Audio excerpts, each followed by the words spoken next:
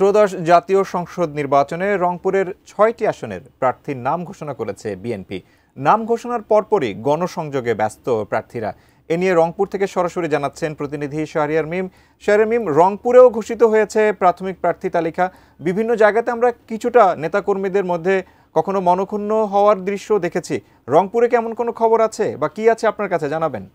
ধন্যবাদ। এই মুহূর্তে রয়েছি রংপুরের ঐতিহাসিক কেরামতিয়া মসজিদের সামনে। আপনাকে জানিয়ে রাখি যে সারা দেশে গতকাল কিন্তু সন্ধ্যা নাগাদ কিন্তু 237টি আসনে জাতীয়তাবাদী দল বিএনপি তাদের কিন্তু সম্ভাব্য প্রার্থীদের তালিকা প্রকাশ করেছে, যার মধ্যে রংপুর জেলার 6টি আসনে কিন্তু প্রার্থী দেওয়া হয়েছে। আমরা এই প্রার্থী ঘোষণার পরপরই দেখতে পাচ্ছি যে আজকে কিন্তু আনুষ্ঠানিকভাবে যে এই যে রংপুর যে 3 আসনটি রয়েছে, এখানে যিনি মনোনীত প্রার্থী রয়েছেন, সম্ভাব্য যিনি প্রার্থী রয়েছেন, মহানগর বিএনপির আহ্বায়ককে নিয়ে রংপুর কেরামতিয়া জামে মসজিদে কিন্তু এইখানে কিন্তু দোয়া মওয়াজাকের মধ্য দিয়ে যতটুকু খুশি হয়েছি তার চেয়ে আমার দলের নেতা কর্মীরা অনেক বেশি খুশি হয়েছে।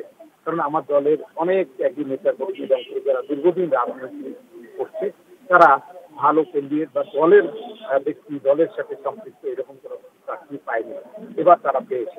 এই জন্য আমার দলের সকল নেতা কর্মীর সাথে আমিও আনন্দিত, আমিও উচ্ছ্বাসিত এবং রংপুরের মানুষও খুশি যে যাতে করে সামনে রংপুরকে এগিয়ে নিয়ে যেতে পারে।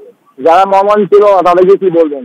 যারা মনোনয়ন পেল না, আমি মনে করি যে একটা দল মনোনয়ন একটা সিটে একজনকেই দিবে। যারা মনোনয়ন পায়নি তারা আমার সহকর্মী, আমার ছোট ভাই, এবং তারা আমার সাথে ছাত্রদল করেছে। আমি তাদের নেতা ছিলাম, তাদের বড় ভাই ছিলাম, এখনো বড় ভাই আছি, নেতা আছি, এবং তাদেরকে সাথে নিয়ে আমি দলের কাজ করবো ইনশাল্লাহ। জাতীয়বাদী দুর্গ হিসেবে রংপুর এক সময় পরিচিত হয়েছে, এখানে আপনি কতটা প্রভাব পাওয়াতে পারবেন? জাতীয় পার্টির দুর্গ এখন রংপুর নাই। জাতীয় পার্টির দুর্গ আজ থেকে 20 বছর আগে শেষ হয়েছে।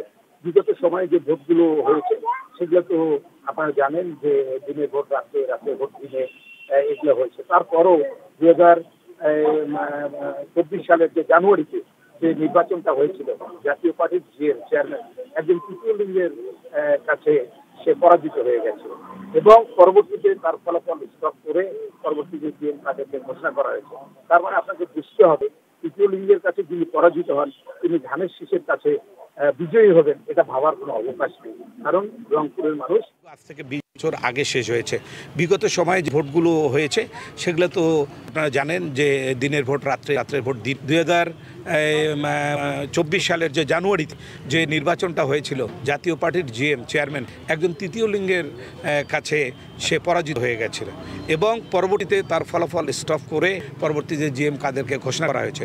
তার মানে আপনাকে বুঝতে হবে, তৃতীয় লিঙ্গের কাছে যিনি পরাজিত হন তিনি ধানের শীষের কাছে বিজয়ী হবেন, এটা ভাবার কোনো অবকাশ নেই।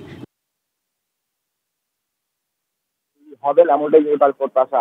আমরা শুধু রংপুর এই 3 নয়, রংপুর 1 যে রয়েছে সেখানে কিন্তু যিনি মনোনয়ন পেয়েছেন সম্ভাব্য মোকাররম হোসেন সুজন, তিনি এই মুহূর্তে সৈয়দপুরে রয়েছেন। তিনিও এয়ারপোর্ট থেকে নেমে তিনি তার আসনে যাচ্ছেন। সেখানে তাদের যে ভক্ত সমর্থকরা রয়েছেন তাদের সঙ্গে তিনিও ওখানে মত বিনিময় করছেন, আমরা এমনটাই কিন্তু শুনেছি।